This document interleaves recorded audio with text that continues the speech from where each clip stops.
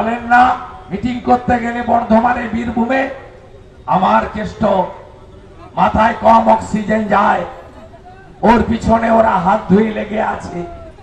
আমার কেষ্ট বীরভূমের বাঘ, ওকে বীরের মতো বের করে আনবো জেল থেকে।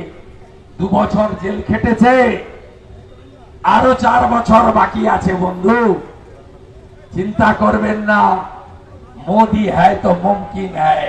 কালিয়াগঞ্জ থেকে, ময়নাগুড়ি থেকে, মাটিগাড়া থেকে, সন্দেশখালী থেকে আজকে সর্বত্র বাংলার মা বোন দিদি কন্যা কারোর কোনো নিরাপত্তা নেই। যে মুসলিমরা তৃণমূলকে দুয়াদ ভরে ভোট দেয়, ঝাঁক বেঁধে ভোট দেয়, মোদিজির ডেভেলপমেন্ট নেওয়ার পরেও আমাদেরকে হিন্দুদের দল বলে তকমা লাগিয়ে দেয়। হিন্দু বুথে, মুসলিম বুথে, মুসলিম পাড়াতে, মুসলিম গ্রামে আমাদের পতাকা ঝান্ডা প্রচার করতে দেয় না। মমতা ব্যানার্জি 21-এ ছাপ্পা মেরে রিগিং করে 57 জন বিজেপি কর্মীকে খুন করে, 1 লক্ষ বিজেপি যুবকর্মীকে ঘর ছাড়া করে, মায়ের বোনের ইজ্জত সম্ভ্রম লুট করে ক্ষমতায় আসার পরে সবচেয়ে বড় উপহার মুসলিমদের দিয়েছিল। কোথায়? এই সেই সুনামধন্য কেষ্টমণ্ডল বীরভূমে। সেখানেও 2 জন শাহজাহানের মতো গুন্ডা বেরিয়েছিল, ধুলিয়ানের মেহবুব আলমের মতো গুন্ডা বেরিয়েছিল, একটা ভাদু আর একটা আনারুল, রামপুর হাটের বকটুই। শিকল তুলে পেট্রোল দিয়ে আগুন লাগিয়ে 7 জন মুসলিম মহিলা, 4 জন মুসলিম বাচ্চাকে মেরেছিল। মাননীয় মুসলিমরা শুনে রাখুন, সেদিন কিন্তু আপনাদের দিদিমণি যায়নি। আমরা ওখানে ভোট পাই না, বকটুইতে 17টা ভোট পাই। আমি শুভেন্দু অধিকারী 55 জন বিজেপি এমএলএ নিয়ে আপনাদের মুখ্যমন্ত্রী পৌঁছানোর আগে আমরা পৌঁছেছিলাম। আমরা সব সময় মায়েদের, দিদিদের, বোনেদের, কন্যাদের সম্মান করে হাঁসখালিতে মতুয়া পরিবার, নমশূদ্র পরিবার, ক্লাস 9-এর মেয়েকে করে খুন করল কে? তৃণমূলের পঞ্চায়েতের উপপ্রধানের বেটা। আবার কি? কালিয়াগঞ্জে ক্লাস 12-এর ছাত্রী, রাজবংশী শিডুল কাস্ট পরিবার, তাকে রেপ করে খুন করে পুকুরে ফেলল কে?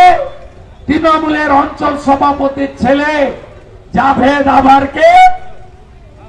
আর আপনাদের আমার মুখ্যমন্ত্রী কখনো বলেন ছোট ঘটনা, কখনো বলেন ও তো প্রেমের গল্প ছিল, লাভ অ্যাফেয়ার, কখনো বলেন মেয়েটা তো অন্তঃসত্ত্বা ছিল। বলেনি? সুমধুর বাচনগুলো শোনেন না এই মুখ্যমন্ত্রী? লজ্জা লাগে যে এই বাংলায় একজন মহিলা মুখ্যমন্ত্রী আছে যে মা বোন দিদি বেটিদেরকে সম্মান দিতে জানে না, সুরক্ষা দিতে জানে না। ভুলে গেলেন 9ই আগস্টের কথা। আর কয়েকটা দিন পরে 1 বছর হবে। ওই ডাক্তার বোনকে আরজি করে তাকে ডিউটিরত অবস্থায় করে খুন করলো। কি নৃশংস ভাবে! ব্যথা, বেদনা, যন্ত্রণা হলে চোখ থেকে জল পড়ে। ডাক্তার বোনের চোখ থেকে রক্ত বেরিয়েছিল। ভুলে গেলেন না তো তাড়াতাড়ি? আজকে কে ধরা পড়ল? Civic volunteer. সিভিক ভলেন্টিয়ার কোথায় খুন হলো? স্বাস্থ্যমন্ত্রী মমতা ব্যানার্জির নিয়ন্ত্রণাধীন সরকারি মেডিকেল কলেজে। লজ্জা রাখার জায়গা আছে? এই মুখ্যমন্ত্রী বলেনি ওর বাবা মা চাইলে তো আমি 10 লাখ দিতে পারি, ওর বাবা মাকে আমরা প্রণাম করি। তিনি বললেন টাকাতে আমাকে কেনা যাবে না, আমি মুখ্যমন্ত্রীকে আরো 10 লাখ দিয়ে দেব।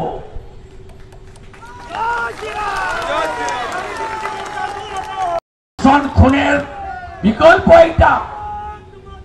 শাহজাহানের নেতৃত্বে মাঝরাতে পিঠা বানানোর নাম করে সন্দেশখালীর মা বোন দিদি কন্যাদের উপর অত্যাচার হয়, জনরোষ সামনে আসে, শাহজাহান জেলে যায়।